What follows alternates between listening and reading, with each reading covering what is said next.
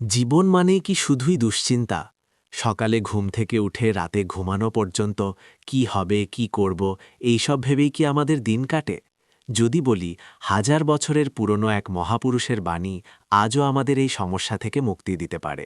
হ্যাঁ, আমি শ্রীকৃষ্ণের কথা বলছি। কুরুক্ষেত্রের যুদ্ধে অর্জুনের দুশ্চিন্তা দূর করতে তিনি যে গীতাজ্ঞান দিয়েছিলেন, তা কেবল অর্জুনের জন্য ছিল না, তা ছিল আমাদের সবার জন্য।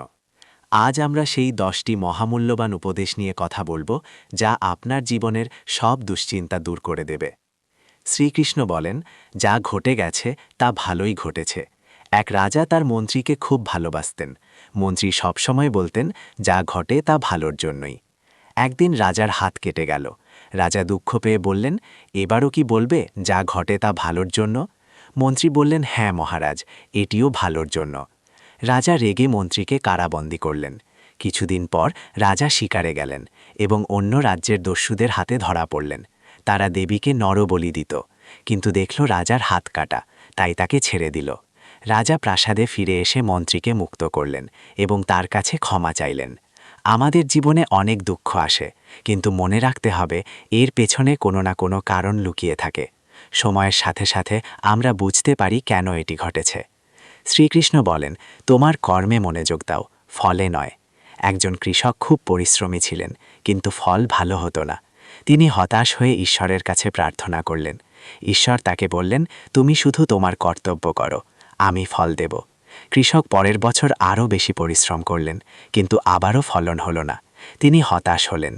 ঈশ্বর তাকে বুঝিয়ে বললেন, ফল পাওয়ার জন্য শুধু পরিশ্রম নয়, সঠিক সময় সঠিক কাজ করাও জরুরি। তুমি নিজের কাজকে 100% দাও, ফল দেওয়া আমার দায়িত্ব। আমাদের প্রায়ই ফলের চিন্তা বেশি থাকে, কিন্তু যদি আমরা আমাদের কাজে 100% মনোযোগ দিই, ফল নিজে থেকেই আসবে। শ্রীকৃষ্ণ বলেন, আসল শত্রু তোমার মনের ভেতরে। একজন যোদ্ধা তার সমস্ত শত্রুকে হারিয়ে রাজ্যে শান্তি এনে দিয়েছিলেন, কিন্তু তবুও তার মনে শান্তি ছিল না। তিনি জানতেন না যে তার আসল শত্রু বাইরে নয়, ভেতরে। তার ভেতরের রাগ, হিংসা এবং অহংকারই তাকে শান্তিতে থাকতে দিত না। যখন তিনি নিজের এই দুর্বলতাগুলোর সঙ্গে যুদ্ধ করে জয়ী হলেন, তখনই তিনি সত্যিকারের শান্তি পেলেন। আমরা বাইরের সমস্যা নিয়ে বেশি ভাবি, কিন্তু আমাদের ভেতরের ভয়, রাগ এবং অহংকারই আমাদের সবথেকে বড় দুশ্চিন্তার কারণ। উপদেশ 4, পরিবর্তনই জগতের নিয়ম। আমাদের জীবনে ঋতু পরিবর্তন হয়। শৈশবের পর যৌবন আসে, যৌবনের পর আসে বার্ধক্য। কোনো কিছুই চিরস্থায়ী নয়। যেমন একটি মেঘাচ্ছন্ন দিনের পর সূর্য ওঠে, তেমনি আমাদের জীবনে দুঃখের পর সুখ আসে। যদি আমরা এই সত্যটা মেনে নিই যে সব কিছুই পরিবর্তনশীল, তাহলে দুশ্চিন্তা আমাদের উপর তেমন প্রভাব ফেলতে পারবে না। উপদেশ 5, অতীতে আটকে থেকো না। একজন ব্যক্তি সবসময় তার অতীতের ভুলের জন্য নিজেকে দোষারোপ করত। এর ফলে সে সামনে আর এগোতে পারছিল না।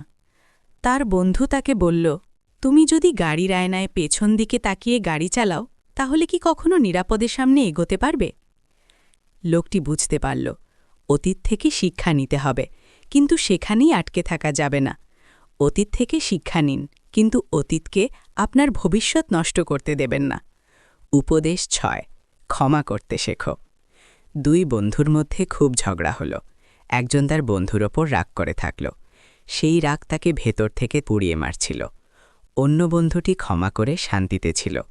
অবশেষে রাগ করে থাকা বন্ধুটি যখন তার বন্ধুকে ক্ষমা করল, তখন তার মনে শান্তি ফিরে এলো। ক্ষমা করা মানে অন্যকে মুক্তি দেওয়া নয়, নিজেকে মুক্তি দেওয়া। উপদেশ 7, আবেগ নিয়ন্ত্রণ করো। যখন আমরা রেগে যাই, তখন অনেক ভুল সিদ্ধান্ত নেই। আবেগের বশে আমরা এমন কথা বলে ফেলি যা পরে অনুতাপের কারণ হয়। শ্রীকৃষ্ণ বলেছেন, আবেগ আমাদের বুদ্ধি নষ্ট করে দেয়, তাই আবেগের দাস না হয় আবেগের ওপর নিয়ন্ত্রণ আনতে শিখুন। উপদেশ 8, নিজের ওপর বিশ্বাস রাখো। একটা ছোট্ট ছেলে ক্রিকেট খেলতে খুব ভয় পেত, কারণ সে নিজেকে ভালো খেলোয়াড় মনে করত না। তার কোচ তাকে বলেছিলেন, তুমি কেমন খেলোয়াড় তা অন্যরা ঠিক করবে না, তুমি নিজে ঠিক করবে, নিজের ওপর বিশ্বাস রাখো। একসময় সে ভালো খেলোয়াড় হিসেবে পরিচিতি পেল। আত্মবিশ্বাসী সাফল্যের মূল চাবিকাঠি।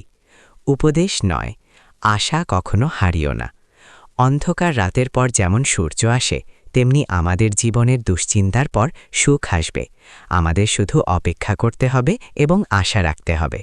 যত কঠিন সময় আসুক না কেন আশা কখনো হারিও না। উপদেশ 10 ভালোবাসা ছড়িয়ে দাও। যখন আমরা ভালোবাসা দিই তখন আমরা তা ফেরত পাই। ভালোবাসা আমাদের মনকে শান্ত করে, আমাদের দুশ্চিন্তা কমায় এবং আমাদের জীবনকে আরও সুন্দর করে তোলে। চারপাশে ভালোবাসা ছড়িয়ে দিন, দেখবেন আপনার নিজের জীবনও শান্তিতে ভরে উঠবে। শ্রীকৃষ্ণের এই উপদেশগুলো কোনো ধর্মের গণ্ডিতে আবদ্ধ নয়, এগুলো জীবনের শাশ্বত সত্য। দুশ্চিন্তা থেকে মুক্তির জন্য কোনো জাদুকরী উপায় নেই, আছে শুধু সঠিক জ্ঞান, আর সেই জ্ঞানকে জীবনে প্রয়োগ করার সাহস। যখনই মন খারাপ হবে মনে রাখবেন আপনি একজন যোদ্ধা। আপনার জীবনের কুরুক্ষেত্রে আপনি একাই লড়ছেন, আর আপনার রথের সারথি হলেন শ্রীকৃষ্ণ, যিনি আপনাকে পথ দেখাচ্ছেন।